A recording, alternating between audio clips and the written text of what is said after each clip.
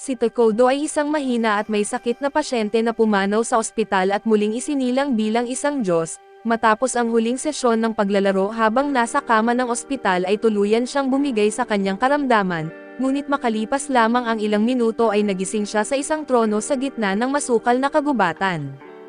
Natural na ikinagulat niya ito, ngunit ang tunay na pagkabigla ay nagsimula nang biglang lumitaw ang isang magandang elf at sinabing matagal na siyang hinihintay. Si Ato ay isang karakter mula sa larong Pantasya na nilalaro niya noong gabing siya ay binawian ng buhay, kaya't ang katotohanang nakatayo ito ngayon sa harap niya ay tila imposibleng paniwalaan. Habang papalapit ang babae, ang masiglang ekspresyon sa mukha nito ay nagdulot ng takot sa kanya na baka inaakala nitong siya ang tunay na hari mula sa laro, ngunit bigla siyang sinabihan ng elf na huwag mag-alala dahil naaalala niya ang lahat. Muling nabigla si Tako kaya't nagsimula ng ikwento ng babae ang lahat ng pagkakataong nagsimulang muli ang laro, kung paano siya umangat hanggang sa maging panguna sa pandaigdigang ranggo ng sistema sa laro. Dito niya napagtanto na kilala siya ng babae sa tunay niyang katauhan, kaya't pinigilan niya ang kanyang mga luha at ipinahayag kung gaano siya kasaya na sa wakas ay nakausap niya ito ng harapan. Matapos ang kanilang muling pagkikita ay tinanong niya kung si Ato ba ang tumawag sa kanya papunta sa mundo ng laro, ngunit sinabi ng babae na naguguluhan din siya dahil karating lang din niya sa lugar na iyon. Gayunpaman ay agad niyang hinawakan ang kamay ni Tako at tinanong kung maaari na ba silang muling magsimulang sakupin ang mundo gaya ng dati nilang ginagawa. Natural lang na sandaling nag-isip si Tako sa lahat ng mga nangyari. Ngunit sa halip na itoon ang pansin sa katotohanan mula sa isang ospital ay naging isang virtual na hari siya sa loob ng isang gabi, pumayag siyang bumuo ng bagong kaharian kasama ang babae at bilang panimula, sila ay nagsalita na nangakong maglingkod sa isa't isa gamit ang mga pinaka-corny na talumpating maririnig ng sinuman. Bago pa man magpatawag si Tako ng isang scout beast na animoy isang mutant na tipaklong na isinawsaw sa dumi, dahil karaniwan nito ay puno ng mapanganib at labis na makapangyarihang mga nilalang ang mundo ng laro, nagpasya silang pareho na ang pinakamainam na hakbang ay makakuha muna ng malinaw na tanaw sa paligid bago magsimula sa anumang misyon. Sa ganitong paraan ay pinadala ni Tako ang tipaklong mula sa impyerno sa gubat at agad na kumonekta sa nakakatakot nitong mga mata upang makita ang lahat ng mahahanap nito. Pinuri siya ni Ato sa pagiging malakas at sa kakayahang lumikha ng scout. Ngunit sinabi ni Tako na huwag masyadong umasa dahil ginamit niya ang kalahati ng kanyang buong MP para malikha ito, ibig sabihin ay wala na silang sapat na natitirang enerhiya para makapagtayo ng gusali o makatawag ng isang knight. Agad namang ginamit ni Ato ang pagkakataon upang ipakita ang sarili na may silbi, ngunit mabilis siyang pinaalalahanan ni Tako na nasa antas pa rin siya kung saan kahit ang pinakamahinang ligaw na aso ay kayang durugan siya.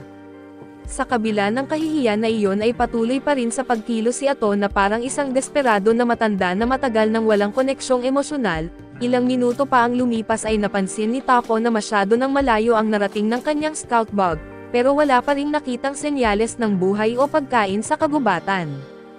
Kaya't sinabi niya kay Ato na maaaring magtagal pa bago sila makahanap ng paraan upang makausad at nang subukang humingi ng tawad ni Ato dahil sa pagiging walang silbi. Sinabi ni Tako na huwag na siyang mag-alala, dahil nasisiyahan siya sa simpleng pagiging magkasama nila. Kasunod nito ay bigla na lang lumapit si Ato upang ipakita kung gaano siya kasaya sa pagpapahalaga na ibinibigay ni Tako. Sa mismong sandaling iyon ay natagpuan ng scout bug ang isang maliit na grupo ng mga dark elf na nagkakampo sa loob ng kagubatan. Nagulat si Tako dahil hindi niya inakalang makakakita siya ng buong lahi na basta na lang namumuhay sa gitna ng gubat. Ngunit sinabi ni Ato na huwag siyang mag-alala dahil kadalasan ang mga dark elf ay hindi nakikialam sa iba kahit nakilala silang masasamang nilalang. Sa kabila nito ay nag-alala pa rin si Tako na ang sobrang lapit sa isang buong sibilisasyon ay maaaring magdulot ng panganib sa kanila. Kaya iminungkahi niyang tumakas na lamang sila kung kakailanganin at nagsimulang pumalakpak si Ato sa naging desisyon niya na mamuhay bilang isang duwag, hanggang sa makahanap sila ng mas ligtas na lugar para manirahan. Habang patuloy silang nagdiriwang ng ultimate plan ni Tako ay biglang lumitaw sa eksena ang isang elf warrior na nagngangalang Gia. Agad namang nanigas si Tako sa gulat habang si Ato ay naghanda para sa labanan na para bang may kakayahan siyang ipagtanggol siya. Ilang minuto bago ito mangyari ay pinangungunahan ni Gia ang isang unit ng mga dark elf sa loob ng kagubatan upang maghanap ng pagkain, dahil halos ilang araw na ang lumipas nang hindi kumakain ang lahat sa kanilang pamayanan. Nang tanungin siya ng isa sa mga babae kung bakit kailangan pa nilang manatili sa madilim na kagubatan, ipinapaalala niya na mula't simula ay pinag-uusig na ang kanilang lahi ng mga pure elf at halos lahat ng ibang sibilisasyon, dahilan upang ang Evil Forest na lamang ang tanging lugar kung saan sila maaaring manirahan ng may kapayapaan. Gayunman ay ikinwento pa ni Emily ang mga sinaunang alamat na nagsasabing ang Evil Forest ay tirahan ng isang madilim na nilalang na pumipigil mismo sa buhay, matapos niyang sabihing halatang isa lamang iyong lumang alamat at sinigurado niyang wala silang dapat ikabahala, hanggang sa makasalubong niya si Taco at halos mawalan siya ng malay dahil sa nakayanig na presensyang nagmumula sa madilim na aura ng pangunahing tauhan. Sa matinding pagnanais na iligtas ang lahat ay agad siyang napaluhod at humingi ng paumanhin sa pagpasok nila sa kagubatan, dahil dito ay agad namang pinapagana ni Ato ang kanyang nakakatakot na masamang personalidad at tinanong kung bakit sila naglakas loob na pumasok sa isang sagradong lupain. Nang marinig ito ay unti-unting nabawasan ang takot ni Gia at sinimulang ipaliwanag kung paano sila pinalayas mula sa kanilang sariling lupaing tinitirhan, ngunit mabilis na nawala ng pasensya si Ato at sinabihang tigilan na ang pagsasayang ng oras. Dahil dito ay minamadali ni Gia ang kanyang pagsasalaysay sa abot ng kanyang makakaya, pagkatapos ay nagtanong si Taco kung mayroon ba silang pagkain at ipinaliwanag pa ni Gia na halos nasa bingit na ng kamatayan ang lahat ng mga tao sa kanilang kampo. Sa sumunod na sandali ay nadala siya ng kanyang emosyon habang inaalala ang lahat ng pinagdaanan ng kanyang mga kasamahan. Ngunit bigla na lamang nagbagsak si Taco ng maraming mansanas para kainin nila at naguluhan si Gia sa kabutihang ipinakita, kaya sinubukan niyang pag-isipan ang susunod na hakbang na hindi magdudulot ng kapahamakan hanggang sa makita niyang abala na sina Emily at ang iba pa sa pagkain. Nang tanungin ni Otto kung hindi ba niya nirerespeto ang kabutihang loob ni Taco, muli siyang yumukod at sinabi na mas gugustuhin pa niyang ibalik ito sa kanyang mga kababayan kaysa ubusin ito lahat. Dahil dito ay nakaramdam ng awa si Taco para sa kanila kaya't ginamit niya ang halos lahat ng natitira niyang MP upang maglabas ng mas marami pang pagkain para pakainin silang lahat. Sa loob lamang ng ilang minuto at nagsimula ng maglakad pauwi ang grupo, habang naglalakad ay naisip ni Gia kung paanong ang isang madilim na nilalang ay kayang maging ganoon kabuti, habang si Ato naman ay ganap na nainis sa ginawa ni Taco at hindi niya maunawaan kung paano niya nagawang sayangin ang kanyang MP para lang sa mga estranghero. Pagkalipas ng kaunting oras ay nakabalik na sina Gia at ang iba pa sa kanilang kampo at agad na bumalik ang lakas ng mga elf habang kumakain ng mga pagkaing dala nila, ngunit nang tanungin siya kung saan nanggaling ang mga ito basta na lang niya itong tinawanan at sinabi na parang nataon lang na nakakita sila ng buffet sa gitna ng gubat.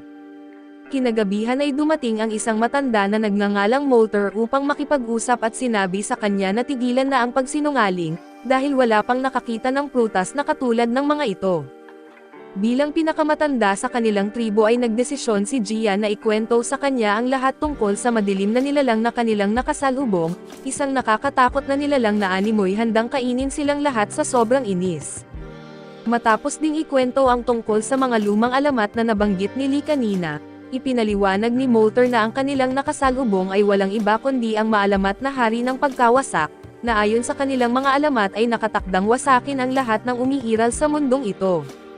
Sa sumunod na sandali ay nagsimula silang magtalo tungkol dito at habang sinusubukan na ipagtanggol ni Gia ang kabutihang ipinakita ni Taco, iginiit naman ni Molter na walang mabuting maidudulot ang isang nilalang na may ganoong kadiliman. Sa bandang huli ay nagkasundo sila na kung hindi dahil kay Taco ay matagal na sana silang patay at nasa daan patungo sa langit, kaya inalok ni Molter na siya na ang hahawak sa lahat ng susunod na negosasyon bilang nakatatanda. Samantala ang dakilang hari ng pagkawasak ay kasalukuyang nakaluhod habang pinapagalitan ni Ato, na halatang hindi pa rin natahimik sa sobrang inis dahil ginastos ni Taco ang napakaraming MP para sa mga estranghero. Matapos ipaliwanag ni Taco kung gaano siya naawa sa kanila at humingi siya ng paumanhin sa hindi pagpapaalam kay Ato, dahil dito ay agad siyang nagbago ng tono at bumalik sa pagiging masunurin na alipin, sabay humingi rin ng paumanhin sa pagtaas ng kanyang boses. Tinanong naman ni Taco kung may ideya ba siya kung bakit hindi niya agad maunawaan o makausap ng maayos ang mga elf at pagkatapos niya itong pag-isipan, binanggit ni Ato na malamang ito ay normal lamang para sa mga makapangyarihang hari.